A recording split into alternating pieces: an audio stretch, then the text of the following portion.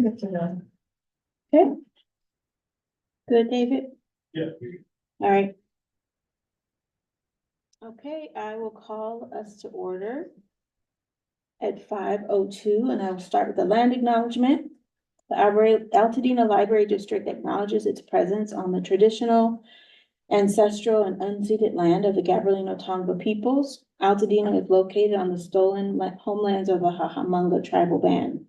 The traditional territory of the Gabrielino Tongva is referred to as Savangar, which includes the areas currently known as the Los Angeles County, Riverside County, West San Bernardino County, parts of Orange County, as well as the 4 Southern Channel Islands. Entities such as the U.S. government and non-native settlers have subjected the Gabrielino Tongva peoples to historic and continuing injustices, including genocide, forced displacement, and cultural and linguistic erasure. Altadena Library commits to learning, educating, and informing its staff and residents of present-day Altadena about the rich histories, vibrant communities, and culture of the Gabrielino Tongva people, past, present, and past, through our collection development, resources, and program offerings. I'll turn it over to you, Catalina.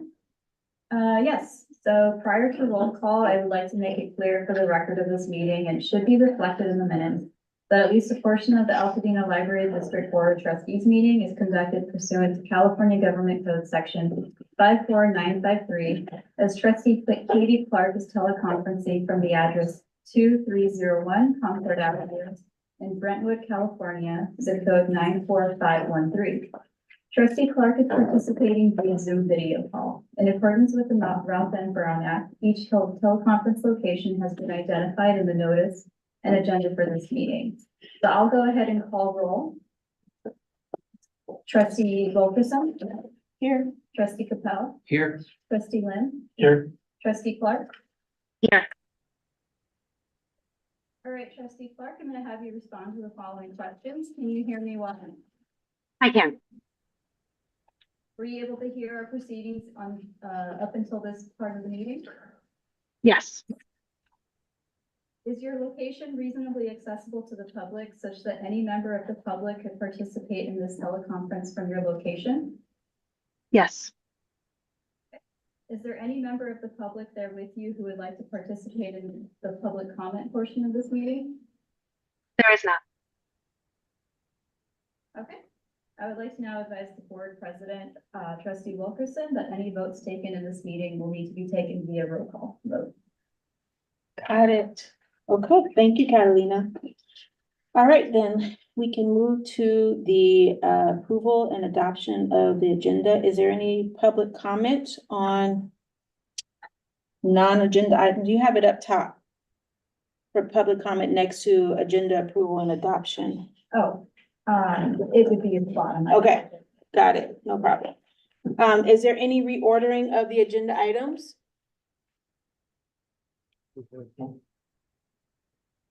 It goes down to the bottom, she said. Okay. Yeah. No reordering. Can I get a motion to adopt the agenda as it is? So. I'll second. Okay, roll call vote. Trustee Clark. Aye. Trustee Capel. Aye. Trustee Lim. Aye. And I vote for me. Okay, so the agenda is adopted. Is there any public comment on non-agenda items? Yes, there is. We have a request for public comment from Veronica Jones, community member. Veronica, would you like to make your comment? Oh, right now? Oh, would you like to do it now? Whatever is the order. No. You can go. Oh, okay. Okay. And I just do it right here. Okay, As long yes. as we can hear. I don't. Katie, can you hear? Oh, We can have you. Hi. Okay, I'll just go up there. I'll go back. Thank you.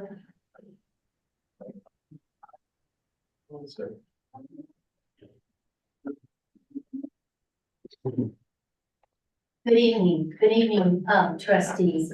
I just want to say, I wanted to come and personally say how much I appreciate you. I've been driving by Bob Lucas every day. And when I'm on my walks, I take a peek through the green screen that's there, and it looks wonderful. I'm really happy It, makes me feel like there's some closure to this long thing that's been going on. So I appreciate you, Katie, Jason, and the rest of you. I appreciate, Nikki and everybody that took time to make that happen. So I wanted to come here and say that. It's always, you know, I can say it when I see somebody, but it's just feels so much more better to me if I can see your face and see you all and say you're doing a wonderful job. Thank you. And then I have just two other small things. I am still very much interested in getting a vending machine, the book vending machine over on the west side of town. So that hasn't happened yet. I know it's out here in front on the porch, but I would like real effort to get it somewhere over there so that we have that that at our disposal from that side. One thing about the west side, it's considered underserved, but sometimes that underserved is done intentionally. And we don't want it to be intentionally that we don't have the same thing that they have over here when it's available. Sometimes it's not available. So I wanted to say that. And then I have a concern, in the last meeting that I was in for the, renovation of this building, I noticed that the books are being reduced. There won't be as many books here when this building is finished. And I really would like to see that reconsidered. Books are important. I have grandchildren. They go to the library. They come home with hands and stacks of books. And they have computers, they have iPads, they have all that, but they like books. And we like them to have books. And I would like to think that the library's mission has expanded, not reduced from having books to other things. Books are important. So that's it. I just wanted to say, but mostly remember that I appreciate all of you guys. Thank you, Veronica. Thank you so much for your comments, Ms. Jones. Appreciate it. Okay. We can move on to the consent calendar. And can we get a motion to approve the consent calendar? I'll second. Okay, trustee Lim, roll call vote. Yes. Trustee Capel, Aye. and trustee Cart. Aye. Vote for me. Okay, thank you very much. All right, we can move into department updates and special presentations. So we have a special report on the InCal conference report. Are you doing that, Ashley?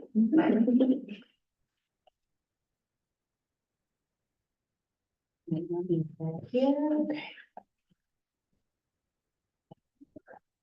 Can I ask a question? Catalina, did I miss, 1 second, Ashley, did I miss the comment on the regular agenda items? No, I didn't? Okay, That's it, when each item comes up. got it, okay. To make it clear for the record of this meeting, and it should be reflected in the minutes, that at least a portion of the Altadena Library District Board of Trustees meeting is conducted pursuant to California government.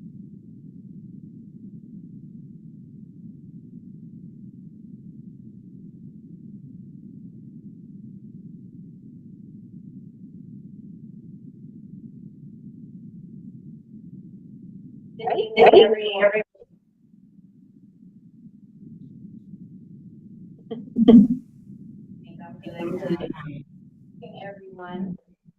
I don't think the mic is on either. My presentation is on a conference that I attended at the end of July, and it was in my very own hometown of New Orleans. So I started off my slideshow. Wait 1 second. Technical difficulty, apologize.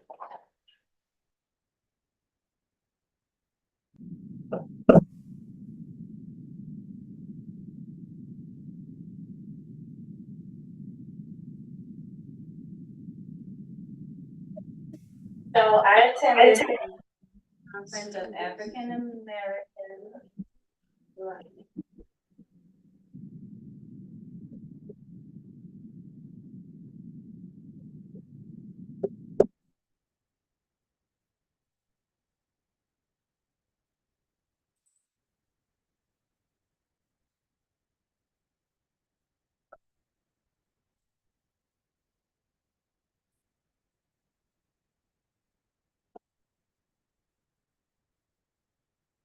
Bergen action.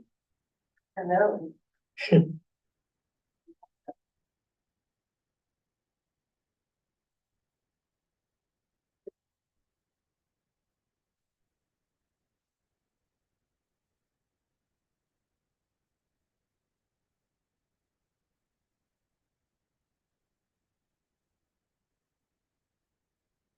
think you're good, because I don't hear the background noise coming out of this anymore.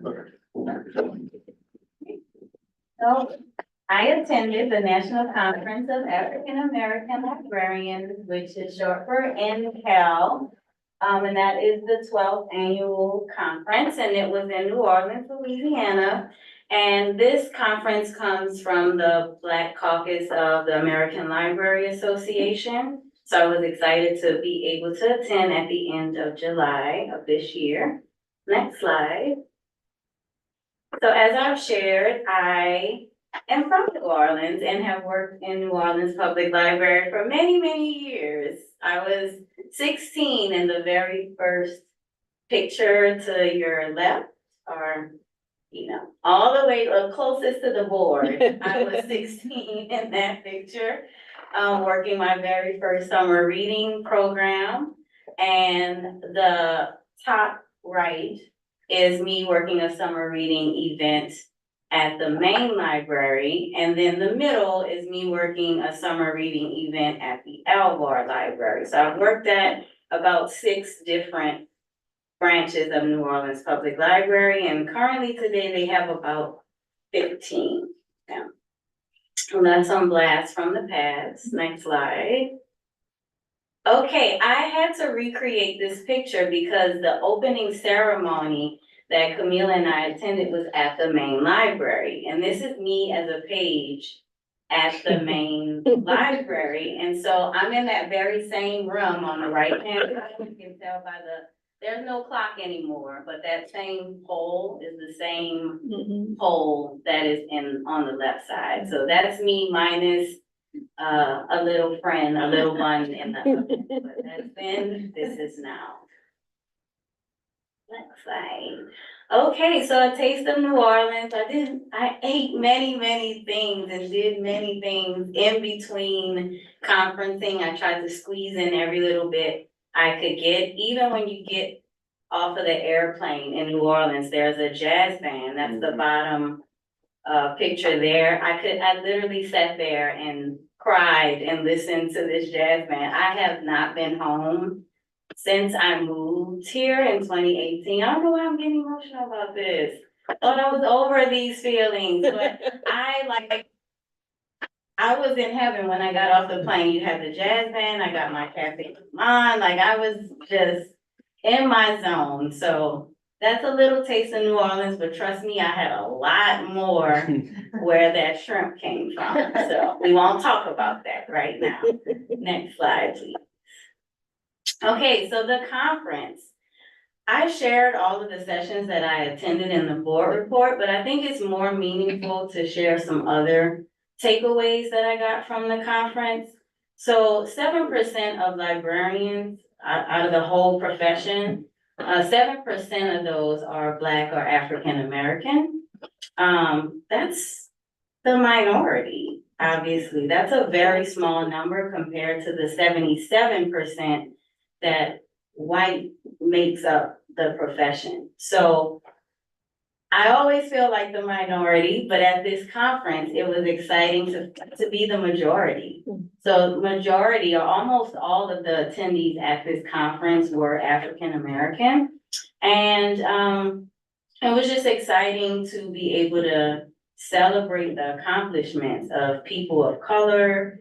Even the ALA president came to the conference, and she is Native American. It was exciting to have her there and open up at our opening ceremony and just share what all is happening across the nation. This wasn't just a California thing, this was across the nation. Next slide. Okay, so some takeaways. Again, I could probably go on and tell you what I learned at this session and that session, and that's really good stuff. But what was more meaningful for me to talk about today was these takeaways. Number one, thankfulness is something that I took away from the conference. While I was fortunate to hear about all the great things that African Americans are doing in libraries, you also had to hear the other side, some of the not so great things that are happening in libraries to African American staff, the way patrons treat them in some of these libraries, the way administration treats them. And it was really, really sad. Like, it was hard not to sometimes get angry at some of the things that I was hearing. The very reason why this conference was even in New Orleans was because a Black library director was forced out of her role in the city that it was going to be in. And we decided not to boost that city's economy and bring our money there. And so the conference went to New Orleans. So it's really sad to hear. Even when I first started in New Orleans Public Library, was the African American director, a woman. And I knew her personally, and she was forced out of her role there at the time. So when you hear stories like that, it makes me thankful that I don't deal with those types of things. I won't say that I don't deal with anything, cause that wouldn't be true, but I don't deal with nearly as much as what I heard of at the conference. So I am in a library system that is supportive. I have a supportive board, I have supportive admin staff, and I also have supportive community members, as well as just the staff as a whole are eager to learn and grow. Another thing I took away from the conference is validation. You know, sometimes because you might be the only one in your organization that represents a certain culture or background, it's hard to have people to talk to when you get some shade from somebody or snubbed or like, was that rude or was that intended to me? You know, it's hard to talk to others about those types of feelings and things. But at the conference, I was able to speak more freely and share those types of things and also validate other people's feelings. Sometimes people just want to feel heard or know that, like, stay in the profession, don't leave. It gets better. You can go to another system. I'll help you. And that's what the conference was about. One conference goer mentioned that her administration didn't want her to go to this conference because they felt like Black people were going to rally together and plan some kind of riot or revolt. And that's so sad. So when you hear stuff like that, it just makes you want to support others in the profession, because I can see why this number is 7%. Why would you want to stay somewhere or you don't feel welcome? On a lighter note, other takeaways are future partnerships and collaboration ideas. I did learn a lot at the conference. I did connect with a lot of different people from different types of libraries, different organizations. I even learned that there's a Southern California Black Caucus of librarians and so I took a lot back, and of course, I want to do so many things, but Rome wasn't built in a day, and neither will these partnerships or collaboration ideas that I have. So I think it's just being more mindful of the things I want to do. Because last but not least, what I took away from the conference is purpose. Sometimes you feel stuck in libraries, like if you're doing the same type of work every day and not getting to do some of the things that are more meaningful to you, it can kind of get a little boring. And that's why going to conferences are important, because it kind of invigorates and like lights a fire under you. Like, there's so much more I could be doing in libraries than the typical day-to-day stuff. So I found some new purpose. I'm excited about the new things I could be working on and just being more active in the profession, because it's important for other library staff of color to see me and not just see me, but see me in a role like this. While 7% is small, the number of African Americans in leadership roles is even smaller. Mm. So I feel like I gotta represent and stay here and show others that you can have this role too. Don't leave the profession if it's something you really love. Next slide. Okay, this is a quote. We don't need another craft. We need action. Services that go beyond a one-off. This was something I had written down in one of the sessions I attended. Crafts and all those things are great and wonderful, but I think we do a really good job at that, especially here. But I feel like we could be doing more for the community, especially the underserved minority community. So we don't need another craft. We need services that go beyond that. Next slide. Another quote, people leadership. If it's not good for people, it's not good. Hmm. So basically, a lot of the sessions that I attended were about leadership. There are a lot of leaders in the profession that have been doing this for years that I wanted to learn and grow. The current Public Library Association president is an African-American woman. And I just tried to soak up all I could from those who have been doing this. And one of the things they talked a lot about is people leadership and just how the generations have changed and you can't lead everybody the exact same way because they're not the same. So I've just really been tapping into some of the takeaways I've gotten from that, along with many other takeaways. But I wanted to keep this presentation short and sweet because I know Camila might also want to share some things as well. She's giving me a little look. But that really, I believe, is the last of my slides. Is that right? Yay! Okay, well, thank you guys again, and especially thank you to the board and also to Nikki for supporting my attendance at this conference. It was really meaningful to me and something I'll never forget being able to experience, so thank you. Thank you, Ashley. So I made a whole like 18-page report. I've read it all. In the packet. I don't know if you got a chance to review it. I had such a wonderful, insightful, it was amazing to be there and in that space. And I actually left thinking like, do I need to change my profession and become a librarian? I'm dead serious. Like I thought about it very seriously. Because it was just really uplifting to see, you know, to be in community with, you know, these people who, you know, at the core love library, love books, love information. And I think you said it really well, Ashley. I echo everything you said. And if you have questions about what was in the report, and what I took away from to echo what you said.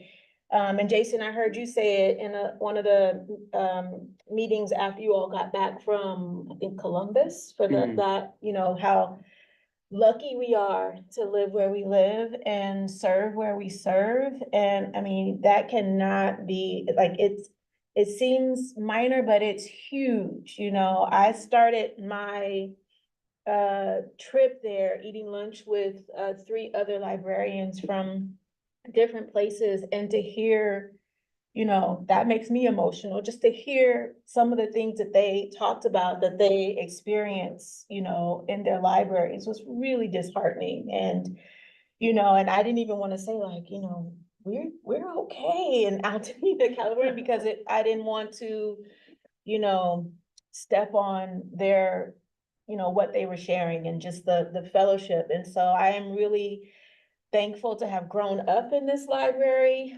in this community. We have an amazing community.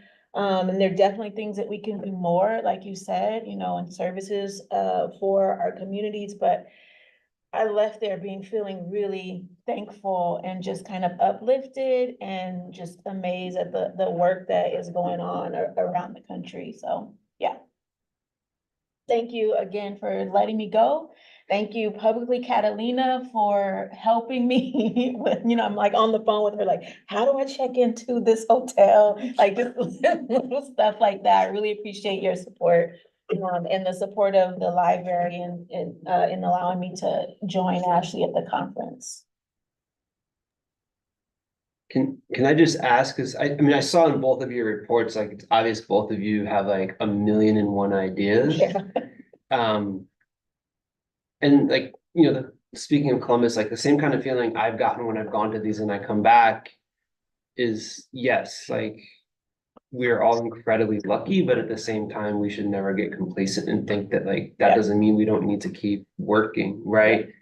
And like, yeah, some of these headlines of some of these panels that you went to are like, just the headline is super heavy. So I guess like, I'm just wondering if there's any like, board related, policy related, like additional things that we can put in place. So if any of us, like when, at some point, not all of us are gonna still be here, right? And if you don't put concrete, tangible things in place, all that good work can disappear overnight, right?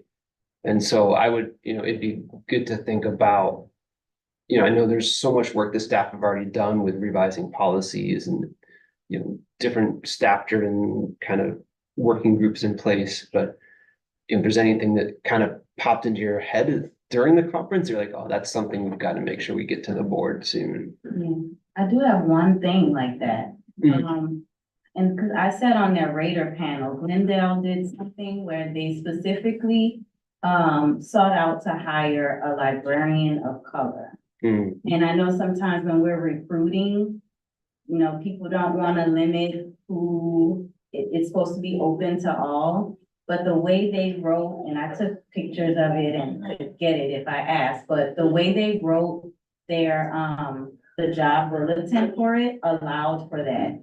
If you were not of color, you could apply, but they were looking and were going to pick a person of color, and they did. They chose 2 librarians that were of color, and I just hope that if we were to bring something like that to the board, that the board would approve that type of recruitment and support us in aiming to do that. I mean, I think any public service agency should look similar to the community that it's, I think most of them are probably missing the mark, but yeah, I would agree. I would definitely support that. I think that, not only that, in thinking about maybe a little bit more smaller scale. And again, it's hard. That was one thing that was really difficult for me being there, is that I think I wrote in my report, there was only maybe 4 or 5 other trustees. And so really trying to figure out when going to the different sessions, like, how do I fit here and how do I fit in my role as a trustee was something that was challenging for me. Because the most I got out of it was like, oh, this is a great program. This is a great program. This is a great service. But there was not like a trustee track. So it was hard for me to stay in that role, and not just be in, just a kind of an onlooker type of role. So that was something that was really challenging. But one of the things that I thought, in one of the sessions that was trustee led, where was talking about how to, similar to what you're sharing, Ashley, like how to start from kind of the bottom with like little people and, and how we go out into the community and represent the community so that we inspire, little librarians, right? And so just, again, thinking about that, again, it's from a programming, from a service lens, just thinking about how we go into the community and represent in the community so that we do inspire more, children of color to want to become librarians and making a path for them to kind of, dovetails into what your point was. And just given some of the statistics, I know I put a picture in there of some of the statistics.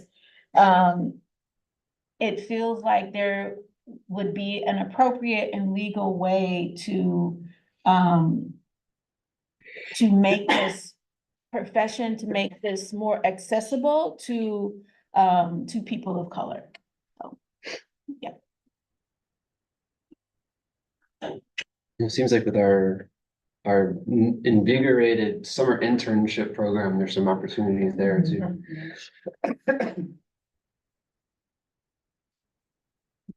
Any other questions or comments about the conference? I just would love to say that I appreciate both of your very extensive reports. I feel like I learned a lot secondhand just from reading what you wrote, and I know how time consuming that is. So just thank you so much for that. I really, really appreciated it.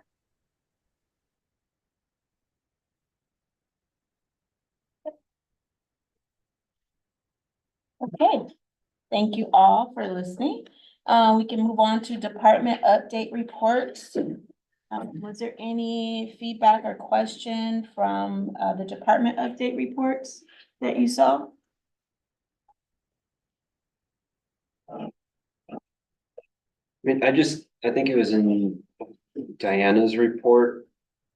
And again, there's a piece in there about just responding to community feedback about timing and just shifting the time of the day of doing some of the programs and like seeing a very clear positive response and like huge turnout and involvement. So I think again, it's a little piece, but it speaks volumes about the work that the staff are doing to really take into consideration what the community is asking for and respond almost in real time and then seeing results of it. So yeah, kudos on that.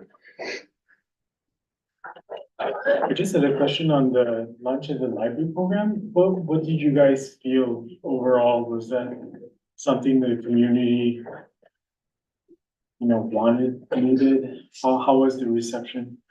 I mean, we did have regulars, there were a bunch of, home-based daycares that really benefited from it. You could tell that they were not working with a lot of resources, so, having the lunch really benefited them. All the families that came were super positive about us offering it. The numbers were not really incredibly high.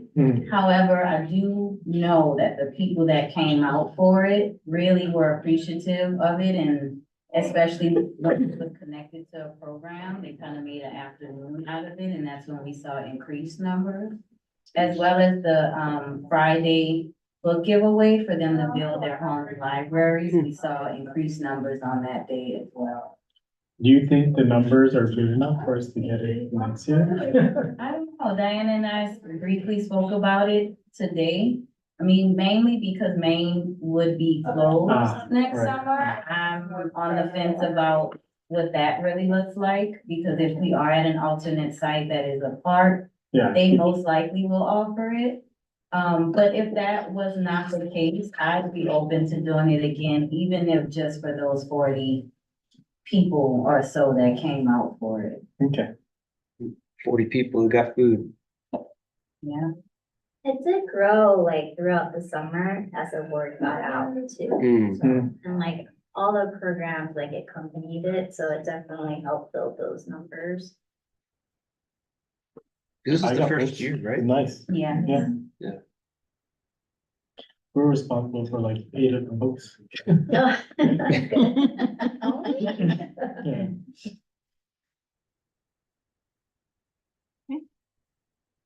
Katie, you good? Any other questions on the department updates? Okay, so we don't have any reports from support groups. We have the administrative updates next. Will you be doing Can I that? just say next? something real quick though on the support groups? Yeah. I just heard this today. The Taste of Dina is like very close to being sold out. Sold out. It is sold out? Yes, they closed it today. Oh, They man. may open it back up. We're doing another count. So literally from texting Mark this morning, okay, never mind, it is sold Yeah. out. Thank you to everybody who bought tickets. I just went online to get my ticket and I was like, oh, I can't get a ticket, so. There's plenty of opportunities. Yeah.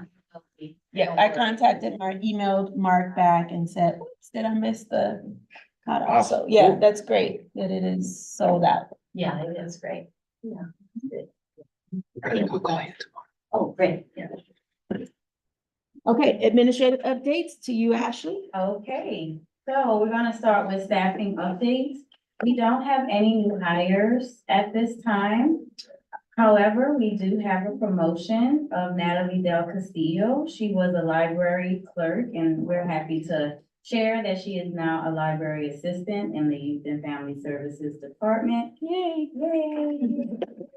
So congratulations to her. She's phenomenal to work with. So we are happy for the internal promotion there.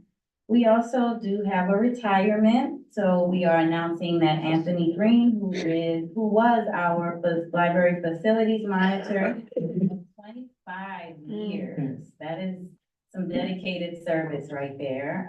He is retiring from his position.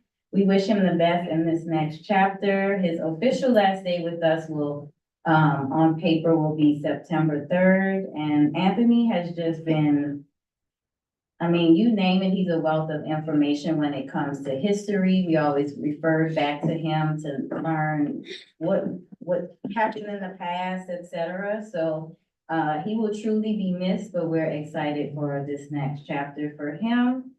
And then we also want to announce a resignation, which is Danielle Guerrero. She is our adult services manager. She's still on board with us right now, but her official last day will be September 4th. Danielle started with us in October of last year, and she definitely helped implement some very wonderful workflows that will continue after she's gone. She definitely helped steer the adult services team into a really healthy direction when it comes to scheduling, programming, et cetera. She is taking on a new role with LA County as a metadata librarian. She had actually been taking some coursework to gain her skills in that arena, and she was able to land a job with LA County. So again, she will be missed as well, and her last day with us is Wednesday, September 4th. With that said, we will be recruiting to refill the adult services manager position. First review of applications is September 6th, and we are refilling the vacancy that Natalie Del Castillo leaves for library clerk. We will not be filling the library monitor role at this time in the manner at which Anthony filled it. Aside from recruiting, we had some summer interns. The summer interns were really busy. I could go on and on about all of what they did, but I can sum it up by saying we wouldn't have survived this summer without them. And I think that's plenty said right there. We had 2 teen interns, Delphi Keith and Liddell Parker. We had 2 public services interns, Andrea Robles and Nathan Gangwin, and we also had a marketing intern, Regan Sakai. All have since moved on earlier this month. Some went back to school, but we honestly couldn't have done this summer without them. They went to outreach, they helped run our lunch at the library program, and definitely helped on the marketing front as well. So kudos to our wonderful summer interns. As for marketing, summer reading programming and promotion has finished. So Brent is able to work on other things like promoting the upcoming Poets Laureate season, as well as serving on a committee for Clean Air Day. And most importantly, I hope you had a chance to look at the design and the board report for Curiosity Connection Volume 2 was designed by Brent, and it is out on the town. So we are looking to a ribbon cutting event on Monday, September 16th at 4 p.m., where we will unveil Volume 2 to the community, as well as take it all around town throughout that week. It So looks great lovely. job, Brent. It's beautiful. As always. Yes. Yeah, so we're excited. Okay, on the programming and partnership front, summer has ended. It ended on August 17th. We had almost 800 people registered with 272 challenge completions. And although we did not meet our community reading goal of 500,000 minutes, we upped it from last year. We probably should have stayed at 250,000, but we were ambitious and moved it to 500,000. Whereas the community only read for 258,186 minutes. So, but major kudos to our staff. I mean, they put on a very robust summer experience that I don't think you could find anywhere else. So, I mean, we offer teddy bear workshops, indigenous cooking classes, Yorushiki workshops. I mean, it was wild what we were able to pull off. So, aside from summer reading, Nikki attended Assemblymember Chris Holden's annual block party where we were able to connect with over 300 people that day. As well as both Nikki and I attended National Night Out, which is always fun every year with the Altadena Sheriff Station. And then we are back at the night market. This was one of my very first outreach events I could remember when I started working here. So it's like a full circle moment to be back at the night markets again at Mariposa Junction.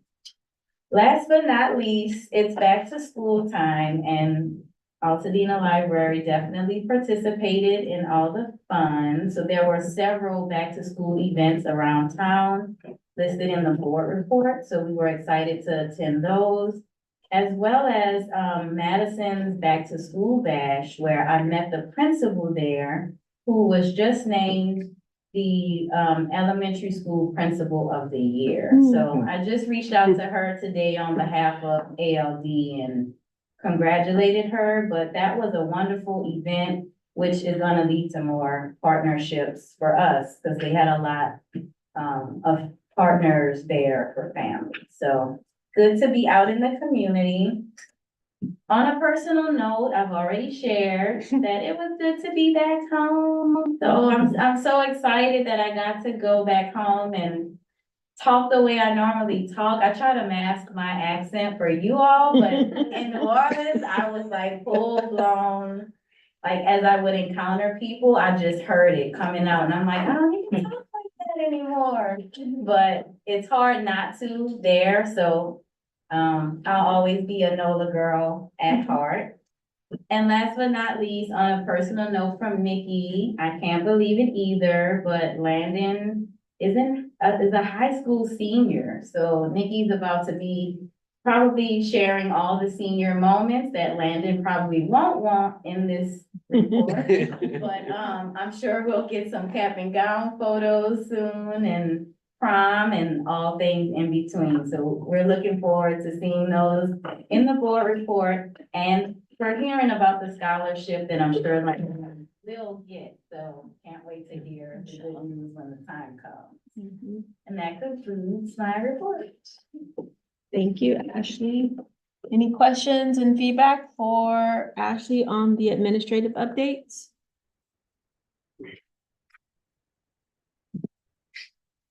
Okay, thank you so much. All right, we will move on to our financials and who will be reporting on that? You have Is Christy here? Okay. Hi, Christy. Hi there.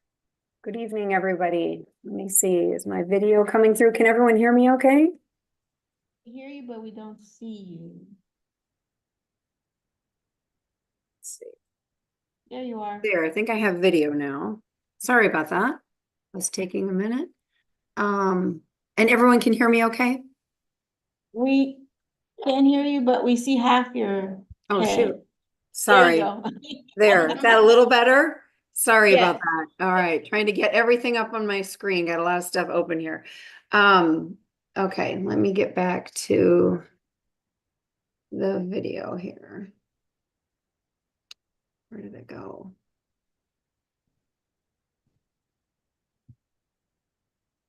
There we go. Sorry, don't want to do it from memory. Okay, on page 47, let's look at the budget to actual report.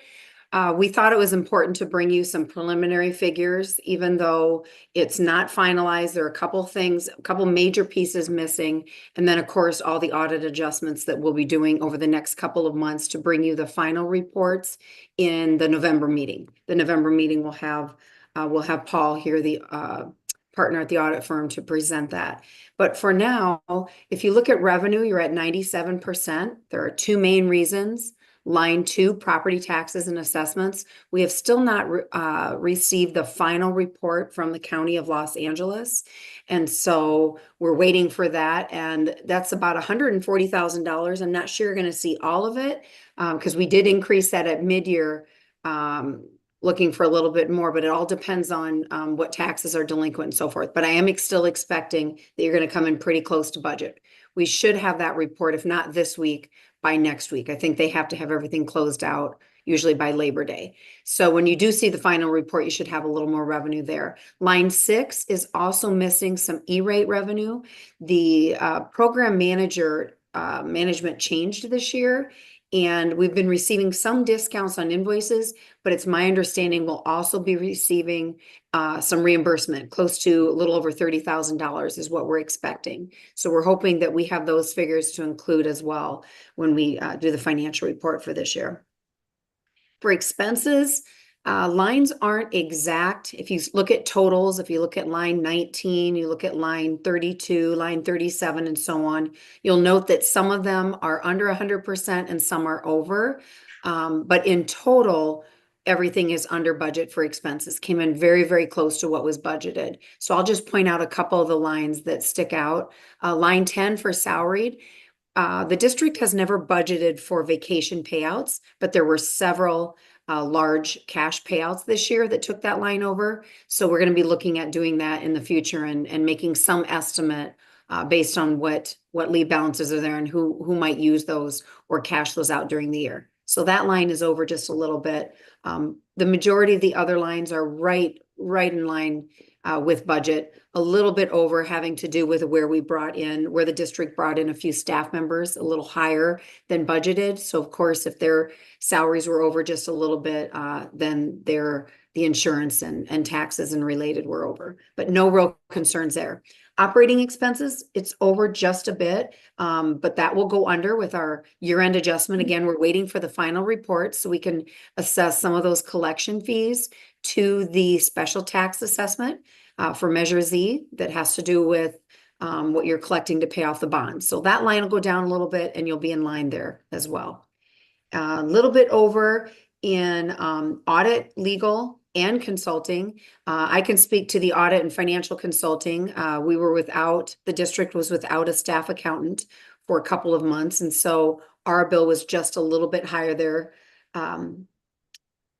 What does it look like? Yeah, 140, but $9,000 higher total for those couple months where we were performing a little more. Legal fees, they covered some of the district fees and some of the capital fees, and that was a little higher than anticipated with the new attorneys. And then in consulting, there was just a little bit there that had to do with the HR review that was done, the consultant services that were for that this year. So those were just a little bit higher than budget. Information technology was down. I know there was a coin counting machine that was purchased that came in under, as well as some of the staff equipment that was not purchased this year that had been anticipated. And with some of the renewals and things that were down, the maintenance fees, if they didn't purchase equipment or renew some of the equipment, the maintenance fees related to those were down. So IT is down just a little bit this year as well. Materials, pretty close to budget. I can see that library of things and purchase suggestions are down. And the main reason for any of these lines that are down a little bit has to do with additional grant revenue that came in. I think it came in about March or April from the Altadena Library Foundation that wasn't anticipated. And so those were able to cover some things and help with the general fund expenses. So materials in total was not necessarily down, but we used the grant funding instead to cover those. And the same goes true of programming. Some of these that you can see here are a little bit less with the summer reading program, youth services. Some of those were down because we were able to cover those expenses from the grants. The legal fees, I guess I mentioned that a little bit ago for the building project, those were budgeted this year, not for next. General fund covered those fees. So net revenue was budgeted to be $100,000. At this point in time, it's about $6,000. I expect after we get our final reports for that number to be closer to the 100,000. And you might recall from 2 meetings ago that the board elected that any overage, if there was an overage, we didn't have to dip into reserves, if there was any overage, it would be used to pay line 18, which is the UAL discretionary payment. So we had budgeted $225,000 and we said anything up to 225 that the district has in revenues above expenses, rather than making a payment actually to CalPERS, would be put in a separate investment account to start building for that UAL, for that unfunded liability payment for the CalPERS retirement.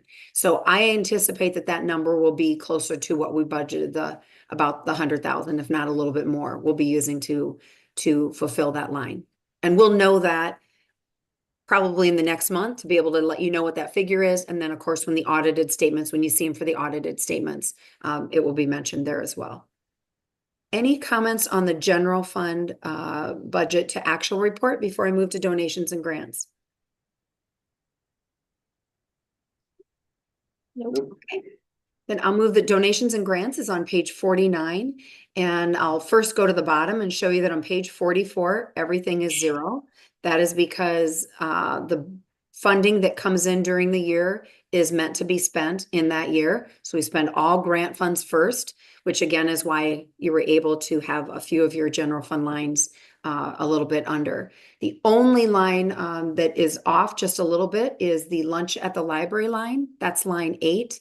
The budget was set for $46,750. You can see that only $21,000 was received. The difference is meant to be for fiscal year 25. So at the time we were budgeting, we thought it was all for this year, but as it turns out, the remainder of that will be, the budget will be carried over to next year. We carried it over to 25. So you'll see the revenue and expenses for that in next year's budget. So again, a few lines are over or under, but those were all internal allocations. If it's under a certain dollar amount, Ashley, David, and others, Nikki will allow for internal adjustments between lines to make sure that all the funds are spent, but they might be spent in one line rather than another. Any questions on the donations and grants? Okay, I'll keep moving. The combined one, page 50, is simply the combined, where again, you just can see how much of the budget, of the $5 million budget, is coming from general fund versus donations and grants. We had budgeted the district $100,000. At this point in time, we're showing 6. Again, that number should go up after we receive the county reports. Any questions? Okay. We'll go to the building projects. So this is a condensed version. It's a summary, and it's only the activity for this year.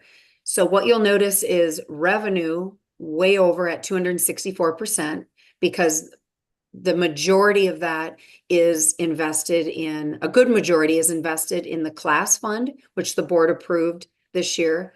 But the other reason for being it up is because after the district, after Nikki and I determined that the building timeline had been pushed back, we were able to get the bond proceeds that are not being spent into higher investments. So at the time that they were purchased very short term, anticipating to be drawn down before now. And some of them, because of the time of the market, were only at 1 to 2%. Now you've got them in funds that are earning over 4%. So interest, we always budget conservatively, but this is over quite a bit. And because of that, you did not have to draw down from your bond proceeds as much as you would have. So even though the budget was 1.8, you've spent 1.466, and 864 of that came from interest, which means you only had to draw the difference down from your bond proceeds. So the next slide shows where you're at with those proceeds. You have spent to date on the project all the way down to line 18, actually line 10 and 18, are what you've spent administratively and what you've spent on renovation costs. So it's just right around 2.4 million, which means you've got 25 million left, 21.3 on proceeds and 3.7 being with a grant. And then there is, of course, the footnote at the bottom that reminds you that when these grant funds are spent, it becomes a reimbursable grant, and anything you spend up to the 7.5 million that's eligible will be reimbursed from the California State Library. So they awarded half of the grant in the beginning that the district is paying, and then the remainder will come in as reimbursements as you spend that. And again, that's just broken out by the different categories. You'll start to see this bump up a little bit as we get more into construction. Right now, that 335 is primarily for the Bob Lucas Library, that and some of your architect expenses. And then when we start getting into the spring, we'll start to see that break out against Maine and Bob Lucas. Any questions on the building projects? Okay, I will move to the balance sheet. Good balance sheet. Line 11, total cash and investments is 31. Line 22, total assets is 35.6. Of course, a good majority of that is your bond and grant proceeds, which will go down as you spend those. But the other thing to point out is if you look at your cash that's held at the county, we try to keep that pretty low. That's line 3, because the interest earnings are not as high as they are in your class account. So we try to keep about $100,000 at the county. The checking account at this point in time had $463,000. That is brought over just in time to pay for payroll. So we try not to keep too much in that line as well. But the good news is on line 6, $4.3 million, which is well above the reserve that the district has. Your policy is to try to keep 50% of your operating budget in a reserve. And so that's about $2 million, and you've got 4.3 that's there. So that's all good. Your liabilities, just your regular stuff. You've got a few payments in accounts payable, and that's because there's quite a few things that were technically due for June services for your construction projects, your building projects that didn't get paid until July. So we enter those all in for the year that they belong, and then they just didn't get paid to the next year. That's why that number is so high. And deferred revenue has to do with the amount of the grant that's not been spent. And then the remainder of these all get adjusted for the audit. So you'll have some changes in your pension liability, your vacation payable, and your post-retirement liability. Those will all change with the audit.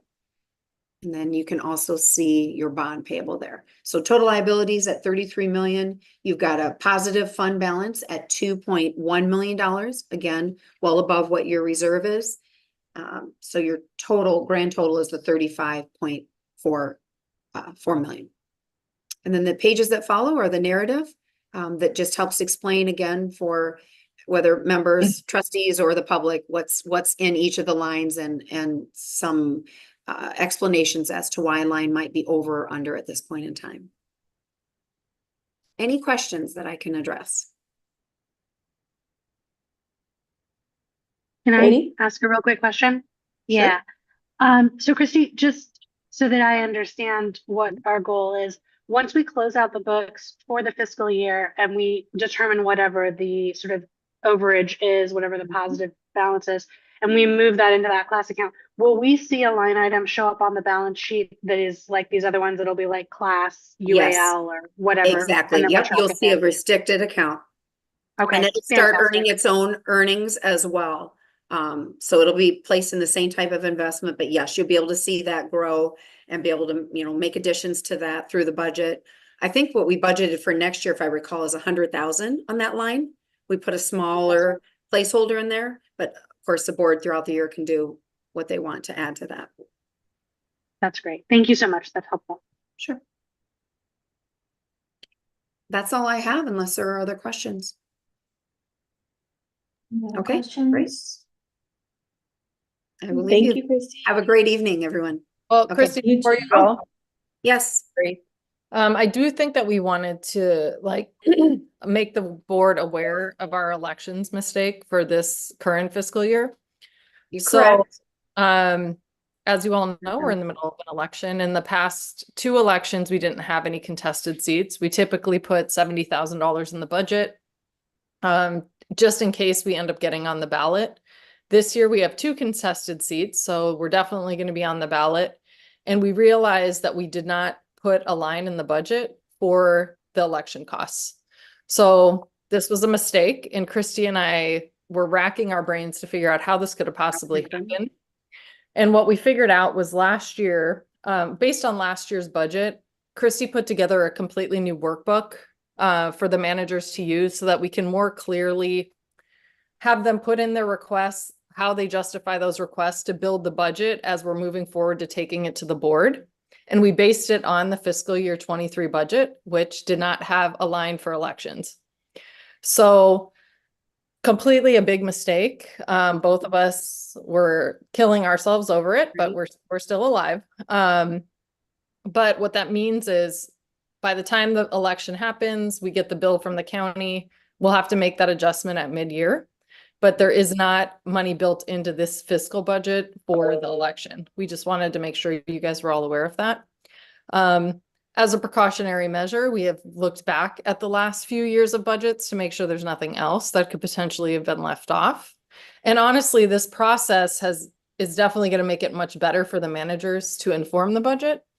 So although this was a big mistake that we're not happy about, we definitely learned from it, and I think have measures in place to make sure nothing like it happens moving forward. So I just wanted to make sure everybody was aware of that. Thank you, Nikki. I had it on my list. I'm sorry. I meant to mention that as well, because we do try, we spend a lot of time on the budget, and we really try to budget as best we can. And when that question came up, or I saw the first expense, we really did. We were like, how could this happen? Because there's always a line there.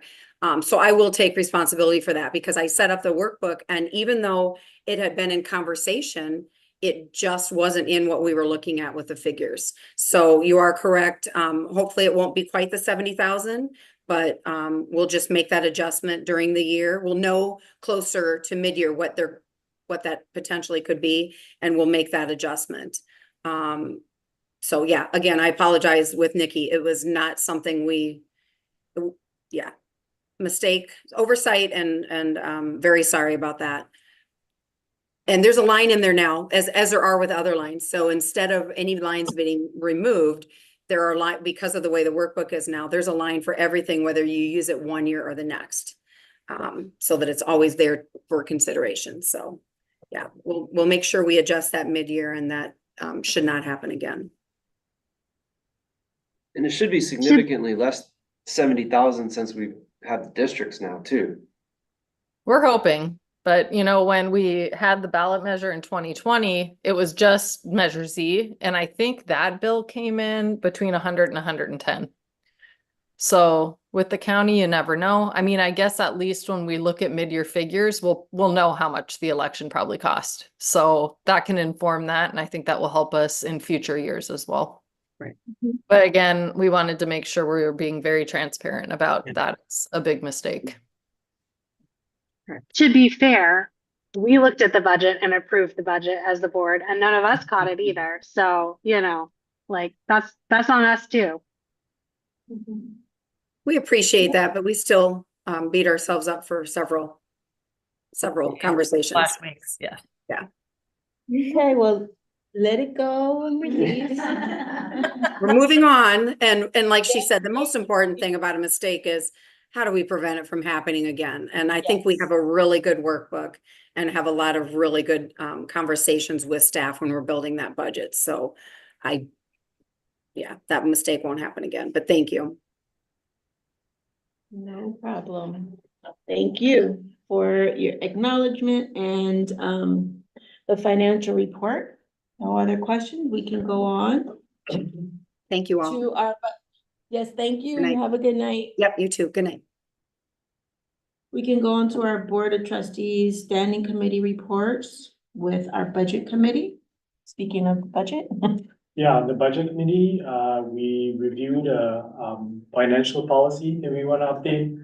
The main one is a change from 10,000 to 50,000 for discretionary spending on day-to-day contracts.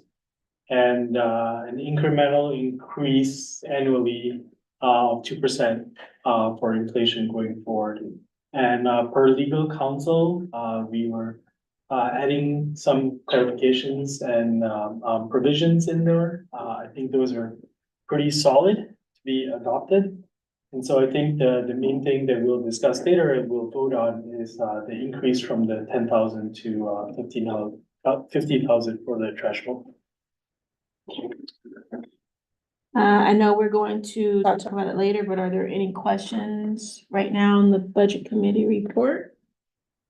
We can save them for the discussion on the financial policies. Okay. Then we have Board of Trustees ad hoc committee reports, the facilities committee. So for facilities committee, what we wanted to do this month, because we had our most recent report at the special meeting, and there haven't been any sort of major developments since then, everything is, kind of continuing forward, is we wanted to include some photos of the construction process at Bob Lucas. And if you've been watching our social media channels, you'll have seen that Bryn recently posted a video with some additional photos there as well. So we just wanted you all to get a chance to have a look at what everything is. You can see that the slabs for both expansions have been poured. Framing is going up. It's really exciting to see all of this starting to take shape. And this is already out of date. We've made even more progress since then. So things are moving along. Everything's looking really good. And yeah, we're excited to keep bringing you all photos as they come. Katie, would you like me to show Bryn's video or no? Yeah, if you don't mind, I think that'd be great. It's pretty short, I but have I have it queued up, so if you want, we could have it. I think that sounds perfect. Let's do it. Catalina, can you share screen with me?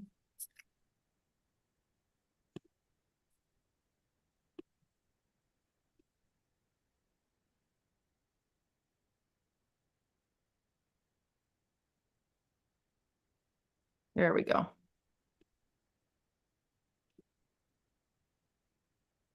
Can you guys see it? Yep.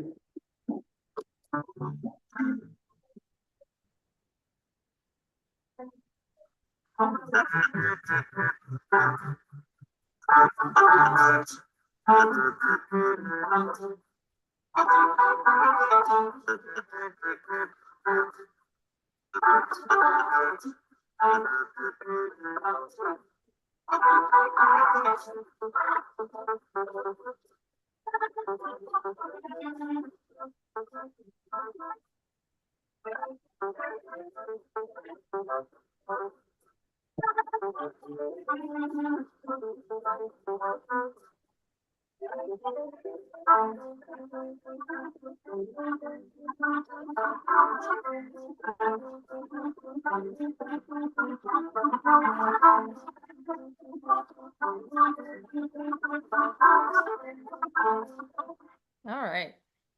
And I just want to say thanks to Bryn because she threw that together for us. I thought it was cool to see like the process as it was happening. So Nice. Thank you, Katie, and thank you, Bryn. I did see that on social media. It looks really nice. And it's moving, seems like it's moving quickly, but I don't know, we're on schedule, but We're on it's- schedule. Yep. yeah. Good. Any questions for Katie regarding the facilities report? Okay, thank you. We do not have any liaison reports or unfinished business, so we will move to new business. With the first being review and approval of the updated financial policies, which we will be voting on. Will you be giving a report on that, Nikki? I Or will anyone? I will pass it over to Kevin. Our attorney is here. Oh, yes. Hi, Kevin. Evening, folks. How are you? Good. Good. Here we go. All right. Well, thank you for having me. And I wanted to tell you about some of our proposed updates to the financial policies. We really did holistically get through everything down to spell checks and grammar checks. But just wanted to highlight some of the items that we think are of great benefit to the district. And then I think we can go through the ones that I suspect you don't have a lot of comments on, and we'll finish with the inflationary stuff at the very, very end of it, because I think that's the main point of discussion. But just so you know, one of the bigger items that we did was to add in very specific legal language with regards to written contract requirements. Doesn't sound like it's a big deal. Just recently, in the last 2 years, I've won 2 major multi-million-dollar cases because of the existence of such a requirement. Because courts take that very, very seriously. And so really when it comes into play is not just the requirement for a written contract, but modifications to a course of dealing contract where you already have an existing relationship with someone and they try to slip something new in. Then this comes down as a giant hammer on them with regards to voiding that and protecting the district. So a little bit of work, a lot of reward later on, but you have to have one of these provisions to kind of trip a lot of that law so that we can use it later on to defend the district. Along the same lines, I put on some more bells and whistles in the form of a local claim policy. You guys might have heard of a Government Claims Act before, which is essentially an administrative requirement before someone can come into court and sue a public entity like yourself. The Government Claims Act is a wonderful thing. Oftentimes, unwary plaintiffs who aren't aware that there's special requirements when you're suing a public entity forget to file one. It's a complete defense to a claim. Why would you do a local one? You are permitted by law to create your own local claims procedure. And here's the important part. You can make it within certain guardrails more specific and more broad than the existing general laws that apply no matter what you do. And so this is not new legal ground. These are not new statutes. And I can tell you without any modesty whatsoever that yours are adapted in large part from the City of Ontario. Why would I do such a thing? Because the City of Ontario's specific policy actually got challenged in court, found its way up through the Court of Appeals, and was actually upheld. So if there's one that I know is going to be ironclad, it's going to be that one. And so your guys' of course is adapted specifically for you. So there's a bunch of changes that are specific to the library and more lined up with regards to your personnel situation and things of that nature. But these things are fantastic in the sense of they are legally operative, even if people don't know about their existence. I can tell you that there are, and it's really the scummy plaintiffs too, that don't bother to read a lot of the policies that affect some of the entities that they're going to sue. And so practically speaking, what we're doing is layering defenses for the district when and if something comes down the road in the future. These are now in place. You don't really need to mess with them anymore. Like I was saying, if any are going to hold up in court, I'm quite certain these will. So these should be of great benefit to the district. Okay. And Nikki, didn't we provide a red line of this whole thing so they can see the specific changes? Okay. So the majority of the red line that you'll see in there are the written policies, written contracts requirement, and then also the claims procedure, which as you can see is a whole new section that I drafted and added in there. Okay, so let's talk about the stuff that I think merits a little bit more discussion. And I actually came today with some data points for you to kind of explain where I thought this fit into the overall scheme here. So as it stands before we messed around with these things, you guys have 2 things. Number one, there is, let's call it a signing authority or a discretionary spending authority, if you like, cap with regards to the director's ability to enter into a contract without board approval, okay? This is not a unique provision. You'll find it all throughout the state in different public entities. There are some that don't do that. Most choose to do that, frankly, for efficiency. And it's a simple delegation of the board's power. You're delegating to your chief executive the ability to enter into smaller contracts, with the idea being that day-to-day contracts, think cleaning ones, repair ones, emergency services, that kind of stuff is most efficiently run at the kind of chief executive level with the bigger, large projects, the Bob Lucas construction type ones. Those are the ones being that you really want the highest degree of input from the board on. Now, don't forget, this doesn't mean the expenses aren't reported. It doesn't mean they don't find their way into budgets and things that are discussed with the board as well. It's just the difference between the board signing off on and requiring express approval on, or the director's ability to sign on as well. So I was, as I understood it, tasked with bringing in not just my ability to write the language, but also just kind of my background knowledge with regards to what is typical. And so typical can mean a couple different things, in my opinion. Number one, you could say this is an appropriate amount based on the size of the district and the district's budget. Although I can tell you that there are entities out there that are smaller with smaller operating budgets that actually have larger signing approval authority than you guys do. I can tell you that a common, having done this for a number of years, a common thing and chafing is constantly the contracts keep getting more expensive, but we still have the same requirement. And so eventually you start a tipping function where contracts are coming up for board review that you probably just don't want to deal with, like carpet cleaning. And, none of this, again, is to say that, and this brings in another portion of this, that in exercising her signing approval authority, the director is not going through a competitive selection, looking into different vendors process, okay? It just means that she's the one who can sign at the end of the day on these things. Now, something else that's actually in the updates as well, if you look at section 6.3, which is related, these are the different monetary thresholds with regards to different specific contracting requirements. Now, recall, again, I'm not taking away any contracting requirements. I went out of my way to put in new ones for written contracts for everything. But nonetheless, the specific kind of written contract, the specific kind of procurement procedure is the ones where the dollar amount has been raised, at least in part.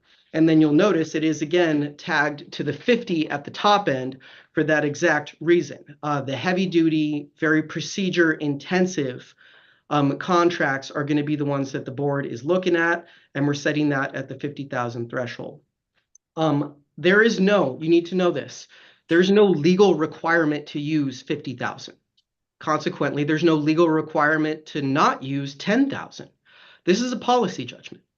And this is something, again, as to whether in your guys' discretion, you believe it's appropriate to delegate that authority to the director in the name of efficiency, and also just in the name of being typical as amongst other public entities. So, I mean, just even going down on the list, and these are specifically my clients who have given me permission to discuss these particular things, as I made a few phone calls. But for instance, up north, and I'm going to give you a variety of different entities here, just so you know. Susanville Sanitary District operates with a $2.5 million budget. That's half of your guys' $5 million budget. They're sitting at 30,000 for this discretionary thing. The town of Loomis, population 6,800. Budget 5.6 million a year, 50,000. So that's actually very, very similar, both in terms of budget. I don't think you guys really have a population count on this thing, but nonetheless, you guys get the point. Contrast that with the city of Rio Vista, population 10,300. They're sitting at a 30,000 approval limit on theirs. Sonoma County Library, Library District Joint Powers Authority in Northern California, they're sitting at 50,000. City of West Sacramento, kind of on the opposite end of the spectrum, pretty much bigger city, 55,000 population, sitting at 50,000 as far as signing approval and authority. Interestingly enough, I can add on that one that as long as it is a approved budget item, that authority goes up to the amount of the approval of the budget item. So there's actually some flex to that one. I can tell you, and I had to look for it, but I found it eventually. There are public entities out there that give exactly zero authority to their executives to engage into contracts. I personally don't think, having actually had to work with these many different times, that that's very efficient. And, there's a reason that you hire someone to be a director of the library. There's a reason that you entrust them with conducting the business of the library. And this dollar figure is representative of that trust and that delegation. And again, it's just in the name of efficiency. Costs go up, so should these. Any questions so far?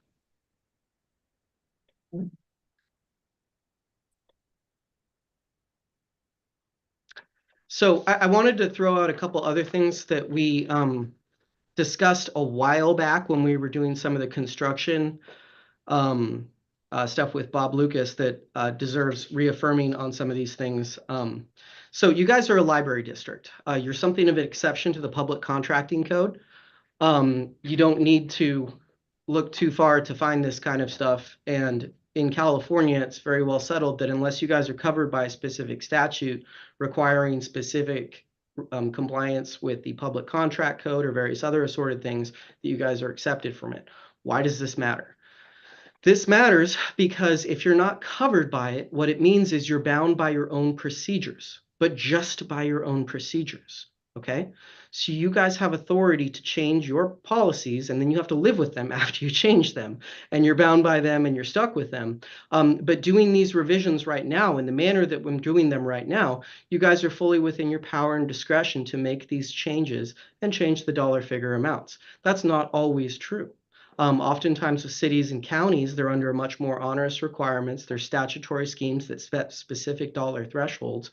You guys are kind of lucky that you're outside of those schemes, and so you're well within your discretion in doing these proposed edits.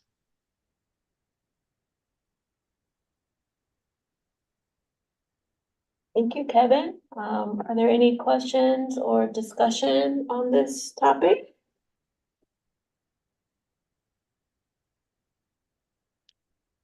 Makes sense to me.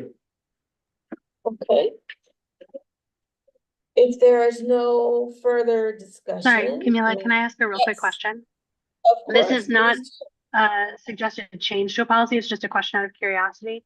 So, Kevin, as you say, we are not covered by some of those public contracting and bidding requirements. Yes. And I know that this is a question that has come up on a number of occasions as we've been going through the construction process.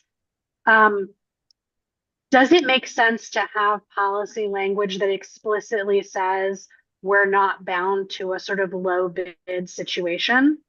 Or is it a case where we just don't want to say anything at all? You know what I mean? Because we've had like Actually, I the thought assumption made, and I just wanted to get your thoughts on that. Sure, I think we actually included that language, and I'm going to try to pull it up for you Or really. maybe I missed it. Well, Yeah. that's possible. Okay, so right at the beginning of the purchasing policy 6.1, Mhm. district strives to purchase from the lowest responsible bidder. However, cost shall not be the sole factor in selecting vendors to provide products and services necessary for operations.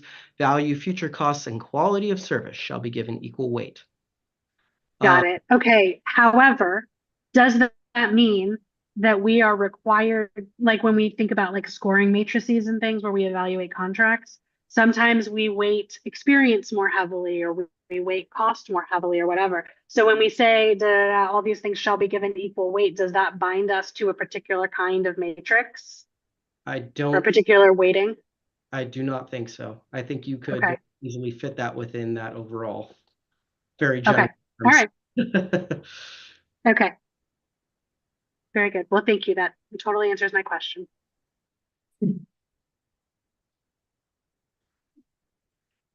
If there's no other discussion, may I get a motion to approve the updated financial policies?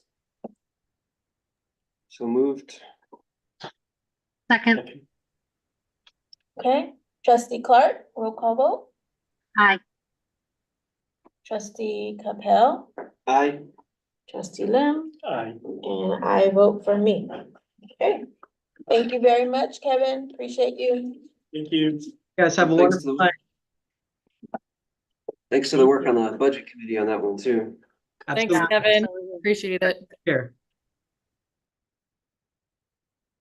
Okay. Then we are going to move on to review and approval of our RFP for library app and content management system. Looks like you are ready to present. I'm ready. Hello trustees and members of the public, David Zerba, IT and Technical Services Manager for the Altadena Library District. As you see before you, I have a RFP for library app and content management system, also known as CMS. And just like to discuss it a little bit with you. Our background is actually, I started in December of 2021. 3-year service contract was entered between the Altadena Library District in October and part of one of my first projects was to help get this app developed in partnership with the company, Conversite, for their My Libro app, and bring it into production and make it live. So over that course of time, we've developed out fully what we were expecting to see within the app as much as we possibly could. It also brought in an appointments-based system that we also were looking into implementing. However, some of the complexities that we were asking for didn't really allow us to bring it to full fruition. They do still offer that feature though. In addition to that, one of the other main promises was their insights feature, which included bringing in all of the e-materials content that we offered into a full in-app integration. And unfortunately, I've dealt with many library vendors in the past, and a lot of times their agreements and contracts are pretty proprietary, and they tend to be really closed off as far as full implementations and API connectivity.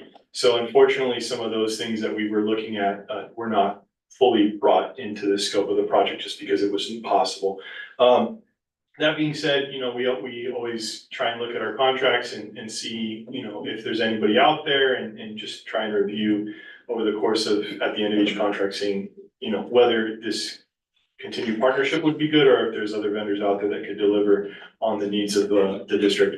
So we expanded the scope quite significantly for this particular RFP in the hopes that, you know, ultimately we can see what else is out there and what other services are offered in a more unified content management solution, so they can all be managed from one central location. You see a lot of different things on there, again, that are not included in the previous contract that are highly desirables.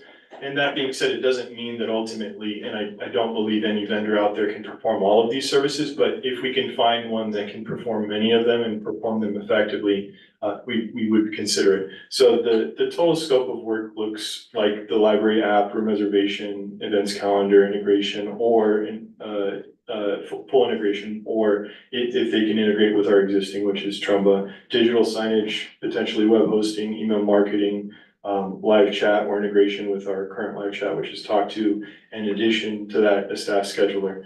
So these are all services that we currently have either different partners with, or they're kind of spread out, and so there's different management tools that we have to use for each of them. So trying to bring as many of these into one particular content management solution from the back end for staff to manage would save quite a bit of staff time. In addition to that, it has the potential, depending on what services are offered, to reduce costs, because if, for example, we are able to replace an events calendar from Trumba, that cost that we pay annually for Trumba, we could consider removing that service. If they have their own app and we don't need to integrate Trumba in. So fiscal impacts, you know, rather insignificant overall, potentially a cost savings, potentially a little increase depending on, you know, what services are out there and what we are able to bring in, but recommending that the board approve solicitation for bids for the library app and the CMS platform. And happy to answer any questions on that. So David, I'm having a senior moment. What did we use prior to My Libro? You know, I'm not sure historically, because the contract was signed in October 21 and I started in December 21. I don't know if we had an app before then. I think this might. Yeah, be we did. Yeah. And then, well, if you don't know historically, then you don't know the second part of the question, which was how many bids did we have when we went through that first round? So I did review board packages in the past, and it seemed like this was offered as I don't know if it was necessarily offered as sole source, but from what I understand, their insights and what they were able to offer as far as projected integrations was showed as mostly sole source. So it was a contract to, go ahead, Jason, sorry. Yeah, and Katie, you might remember this too. I think what happened with this is this was like a brand new thing they were rolling out, and they basically the bid was, it was more about, they offered it to us for like a super bargain basement deal. Like early adopters. Right, because they were like partly using it to test stuff and pull data from it. Right, That's so. Okay, yeah, I was hoping I wasn't using it. Yeah, that is correct. You know, Christopher brought it forward as like there was no one else that was gonna the main thing was being able to not leave the app and use like Cloud Library and the other apps that you would have to go out to use in app, and that never happened. So, Right. I mean, he brought it forward as sole source. That was probably a stretch because there were other apps that were already doing what they were able to give us at the end of the day. But that's what happened. So we're expecting it to cost more than what we've been paying then, right? No, not necessarily. Oh, okay. So in my fiscal impact, I noted, so I'm aware of quite a few other, there's not a ton, but there are a few other library vendors that offer library apps. And at least one I've been in contact with that can offer some of these services that very similar to the scope of work that MyLibro or Conversite offers are generally at that cost. Okay.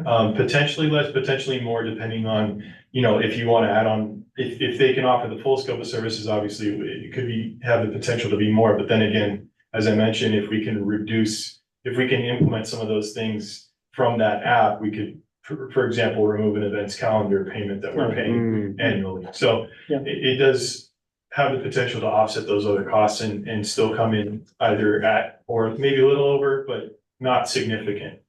Okay, cool. David, do we know how many people have downloaded the app to this point? I did have those numbers up. I don't have them in front of me. If you give me a moment, I might be able to find those. I think it was around 400, but let me see if I can pull that up quickly. That seems low. Yeah, That's unfortunately, not the most impressive of numbers, and I don't want to necessarily speak to exact reasons why, but I do think user experience plays some part in it, and the fact that, if we could have more integrations and have the users stay within that app, it probably would help keep people from into the app and using it. Well, Right. And and so oh, sorry, go yeah, ahead. to be real, it doesn't even come up as Altadena Library District. Like if you Yeah. put it on your phone, it says My Libro. And I think at the time we signed on with them, they were hoping to change that. They didn't promise it. But again, I think that's definitely something we're going to look at when we pursue another vendor, is making sure that is the right word proprietary, David? Well, At I can least- speak specifically to that actually. So, in general, what happens when you're trying to publish an app is you have to have a partnership or own the rights to the organization in order to publish that app. So in order to make it an easier experience, what MyLibro did is just create one app, so the management and updates become much simpler because they don't have to go to a bunch of app repositories to update those specific repositories on behalf of the library districts and get permission to be able to update and publish on behalf of any library organization. And then what they had planned to do is potentially change the user experience once you logged in. Also, supposedly the app was supposed to change, and they were working with the app stores to be able to update the app. It's so that if you could search for a specific library, it would still come up. However, they ran into a lot of trouble when trying to do that, and the only thing that they could do was update the experience of the app once it was logged in. There are other vendors that are willing to manage the repositories for the app stores and publish on behalf of them. And I know of at least one or two that are currently doing that and are happy to do that, again, at a similar cost. So from that standpoint, yeah, I mean, that's definitely something that we included as important in the RFP, is to make sure that branding was possible. And to answer your question, Katie, I pulled up our numbers. This is as of June 30th of this year, so it's not current, but 405 users is our count. Yeah. The reason I ask, and I'm not saying I don't think we should go forward with this. I'm just trying to understand sort of from the user experience standpoint. So all 405 people who have downloaded the old version of the app would need to download the new thing, whatever that ends up being, which is fine. It's a relatively small number of people to turn over. I guess I'm just curious if doing all of these things via an app is the way to go, or if it makes sense to try to build additional functionality into the website. Do you know what I'm saying? Like, I don't know, I feel like anymore I have to download an app every time I want to do something. And I worry about user adoption and the amount of friction that we have between somebody wanting to do something and being able to do it, and what the path of least resistance is. Like if I want to book a room, I'm probably going to go to the library website first. And then if I have to download an app and do a thing and do a thing and do a thing, I don't know. I'm just curious, kind of, David, to hear what your thinking is on that from the user experience standpoint. Sure, so, really what we're looking for is kind of what we were promised is like the full in-app experience and not pushing people outside of that box into like another box or to a web browser. So, again, I've seen some that even though you may not have full deep integration with the ebook vendor, which there are some that are building better integrations now, they are able to at least create an in-app experience of browsing, so it doesn't actually remove you from the app, versus if you're at the website, when you're clicking out, you're going to a new place as well. So there are different ways to integrate, like, we could only build, like, we would be spending one, like, if we wanted to do that within the website, we have to spend money to make sure that we're fully fulfilling that need to make that like one single experience there. So in my opinion, like, I think that there are companies that also, that not only do the app development, that's why the other part of this is the CMS part, that they allow for integrations within your website and like plugins like Trumba does, for example, which is our events calendar, that can all be done from one centralized location. Also, it was really important for us to include in there the website hosting, and not just like go here for the events calendar and shoot you off from our website to another place. But if this platform can handle a full web hosting, then there would be that full integration, because if all of the services are hosted and managed by them, then we kind of have removed ourselves from the burden of kind of managing the web platform, and also kind of keeping it all within one ecosystem versus pushing people out to Cloud Library for this and the events calendar for that, and a booking system for that and a live chat for that. So, like I say, I mean, the goal is to look and see what is out there. I know of a couple companies that can do it pretty well. I think, My Libro did it decently. I think they still need some more work to do as far as keeping you within the app, but, I think, if you have a really good app that's extremely functional, has a good UI, can deliver most, if not all, the content somehow, some way within the app, you kind of can keep them within that ecosystem. But if you're forcing them out with every click or touch of the button, then you're gonna lose users that way. And I think, like I said, I've seen some apps that really can do that well. And so that's. Can I ask one more question? Sorry, I'm asking a lot of questions. So is there any iteration of an app that we might be able to get going forward where we could like basically take it with us, right? So let's imagine we put out this RFP, we find a vendor, we think, okay, this is a great solution. We contract with them for 3 years of service. At the end of those 3 years, we find out, hey, maybe in various ways, they too sort of overpromised, underdelivered. Would we then need to switch to a new platform each time? Do you see what I'm saying? Like, is there a way to kind of keep our app, our content, our sort of process static for users going forward, and then just change the sort of back end? Or is this something where if we wanted to change our minds 3 years from now, we would need to go through the same process and people would have to download another new app and it would be a whole different deal? I mean, I think that we can definitely take that into consideration. I think it's a good thing to take into consideration. For example, if we're saying we're gonna move away from My Libro, who has their own app, I'm not saying that we are, but we're going out to bid, we'll see what happens, assuming that the board approves it.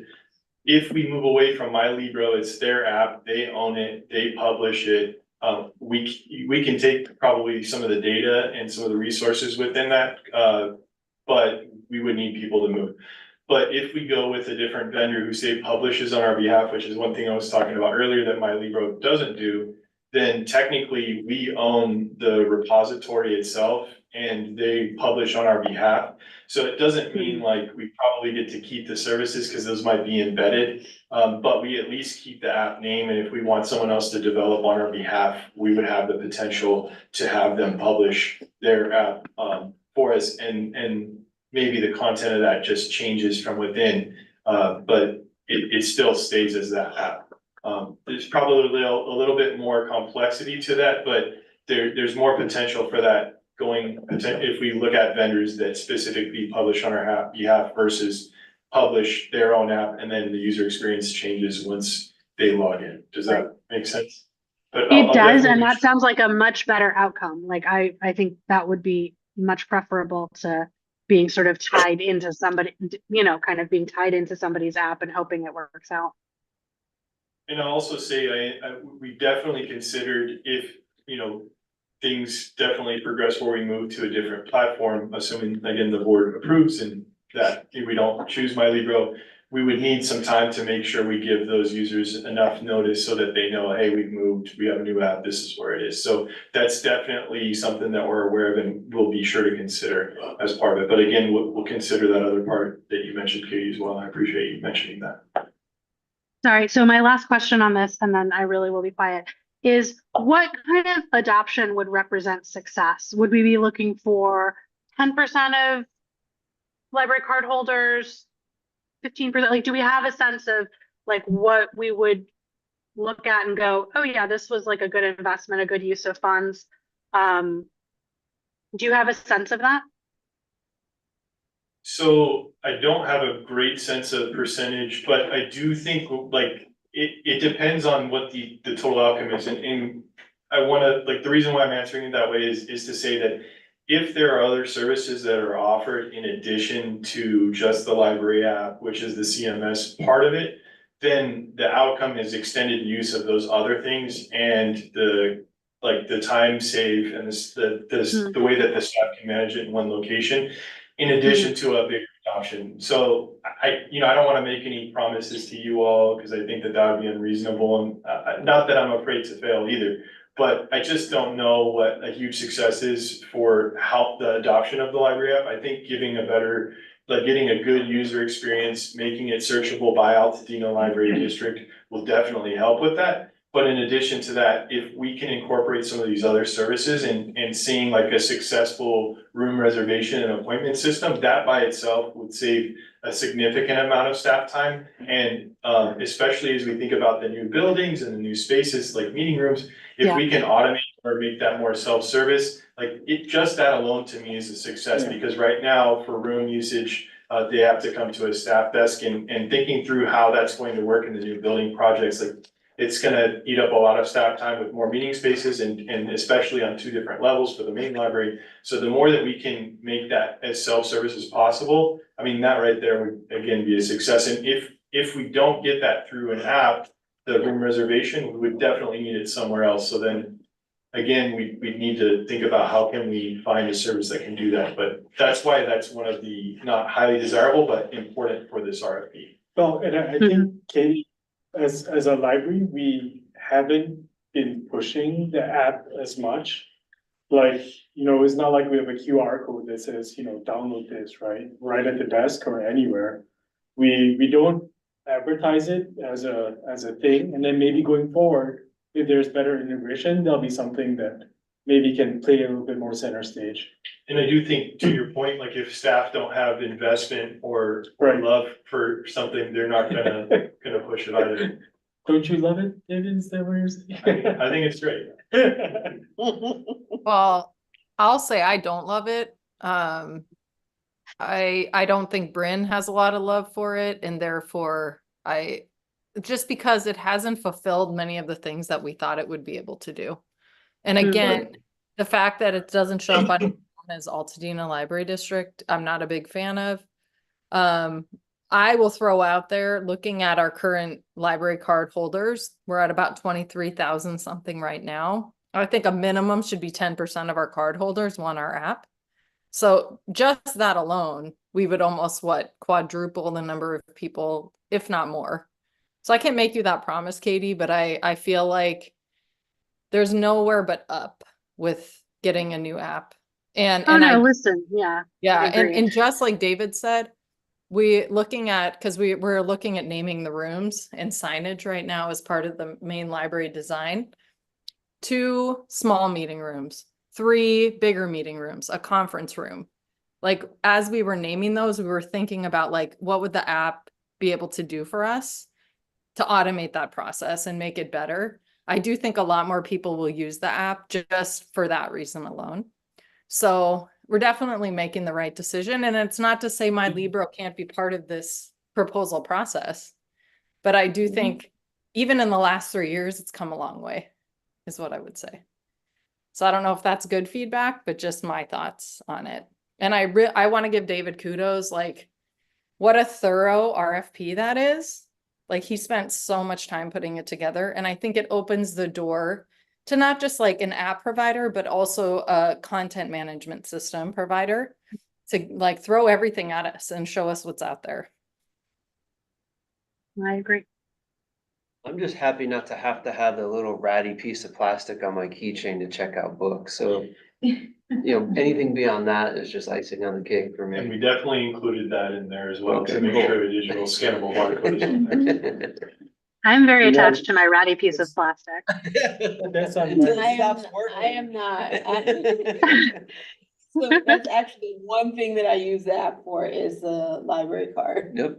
It wasn't there at the start, I don't think. Yep, mine was. That's when I downloaded it. Camila and I are one of the 405. Yes. Go, Camila. Any more questions for David? Or any other feedback or discussion? I'll send it. Okay, thank you very much, David, Thank you, appreciate it. David. So Thank then you. may I have a motion to approve? So moved. Okay, Second, all right, roll call vote, trustee Lim. Aye. Trustee Capel. Aye. Trustee Cart. hi. And I vote for me. Excellent. Okay. Then let's move on to item C, open enrollment for 2025, which is an informational item. Nikki, hello. All right, hello. Let's wrap this up. So it's just Mhm. that time of year again. It's open enrollment season. Sadly, it's on average another 10% that the benefit plans have gone up. Which does make me very grateful to the board for raising the monthly contribution on behalf of the district up to $16.75 because again, some of the plans have gone up quite a bit. I do want to point out we have a health broker that we work through. They really manage a lot more of the day-to-day benefits administration with dental, life insurance, and vision. He reached out to me because he did an analysis. They're called Heath Partners. That's the company that we work with that reviewed a bunch of like potential plans that staff could take advantage of for small governmental agencies. So he sent me a very extensive spreadsheet just to like, not that you're going to remember, but I did an analysis, I think 2 years ago. No, it was 3 years ago to look at SDRMA as a potential health benefit provider too. And there could be potential cost savings for staff and the district, but the complicating factor is that we have 20 retirees on average. And to be able to move to another system, most of them are not willing to manage them. So we would have to register them with these new providers and then manage the cost. So like we would have to bill them, they would have to pay us. So when him and I sat down and looked at all of them, I initially was like, so what about the retirees? And he was like, oh, do you have many? And I said, we almost have as many staff that have benefits that are current staff as we do retirees. And he said, oh, never mind, that will never work. Not to mention, I did share the spreadsheet with Christy as well to get her opinion, because it did look like there were savings to staff as well as the district, but the deductibles were much higher and the out-of-pocket cost was much higher as well. So I just want to throw out there, I did some analysis this year of potentially moving away from CalPERS Health, but it's not my recommendation to do so. Although it is on average around 9 to 10% with each plan, it's still it would be a headache logistically to try to move the retirees. Because if you don't move them, you're dropping them. Like we can't move away from CalPERS Health and leave the retirees there, is what I'm saying. So although you didn't need to know all of that, I did want to tell you, like, each year I do my due diligence to see if there's other options just in case. And really, I don't think there is at this point. So what you're being presented with tonight, you don't have to vote on it, but I did want to make you aware of the increased cost for staff, both individually with a spouse or a family plan. Last year, dental and vision did go up. When we present it to you, we don't have those costs yet. The indication that I've received from Heath is that they're probably going to stay pretty like on point, not really increase much this coming year. So that wouldn't be reflected in the fiscal impact. But again, what we budgeted was $314,000 this year because of the increased amount that we're giving to staff at the 1675. So again, we'll have to take a look at that, but you can see tonight where we're at, and health is not cheap. So I do think it's something that we're going to have to look at as we budget prep next year as well. I'm just really grateful that we increased it to what it is, because again, things keep going up. Happy to discuss, but again, this is just like, you know, to file and point out to you. We will have open enrollment September 16th through October 11th. I'll make that very clear to the staff so that if they have questions, if they want to explore, we put together a health benefits plan every year that they get to see in addition to the cost differences. But if there's like somebody that wants to switch from Kaiser, let's say, to a PPO, they'll have all the information available to them. So I'm just rambling at this point, but that's kind of where we're at. And an open enrollment will start in the next couple of weeks. Happy to answer any questions you might have. Thank you, Nikki. Any questions for Nikki? Jason, do you have any Yeah. thoughts?